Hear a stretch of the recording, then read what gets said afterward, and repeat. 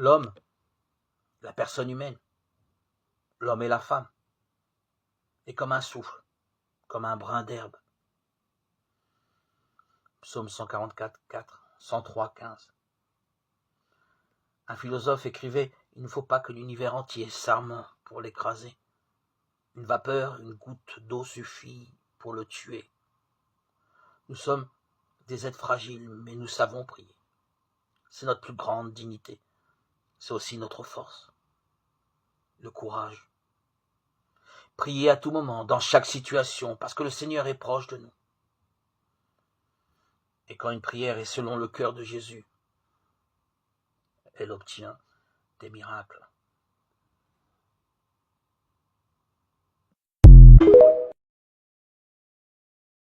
Nous sommes héritiers de nos frères aînés, les Juifs, pour qui le chant de l'Alléluia proclamait de manière particulière la victoire de Dieu sur toute forme d'esclavage. Les psaumes ne manquent pas de mots pour inviter le peuple d'Israël à célébrer l'œuvre de Dieu et son amour pour les hommes. Crier de joie, acclamer, bénir, chanter, exalter, rendre grâce, pour n'en citer que quelques-uns. Mais ce mot-là, Alléluia, revêt un sens particulier, toujours en lien avec la libération d'Égypte. À ce titre, il fait partie des commentaires des rabbins sur la nuit de la délivrance. Voici ce que l'on peut lire dans le Talmud. La loi orale, l'enseignement transmis de génération en génération. Dieu nous a amenés de la servitude à la liberté, de la tristesse à la joie, du deuil au jour de fête, des ténèbres à la brillante lumière, de la servitude à la rédemption. C'est pourquoi chantons devant lui Alléluia. Alléluia el bekocholu birkiauzo. Alléluia bigvotav. Alléluia. Mishnah, Pesachim, chapitre 5, verset 5. Qui ruinent leur santé, mettent à mal leurs nerfs et deviennent une lourde charge pour leur prochain par leur attitude erronée envers l'argent et les biens matériels.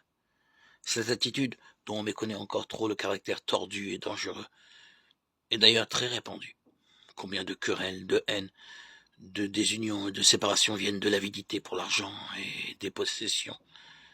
La Bible, la parole de Dieu, est un livre très pratique et proche de la vie. C'est là-dedans que Jésus-Christ nous révèle un fait important à ce sujet.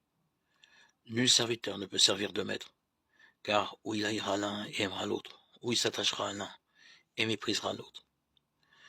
Vous ne pouvez servir Dieu et Mammon. Les pharisiens qui étaient avares écoutaient aussi tout cela, et ils se moquaient de lui.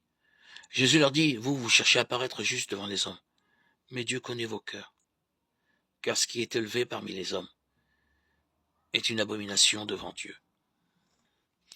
Luc 16, 13, 15. Nul ne peut servir deux maîtres à la fois.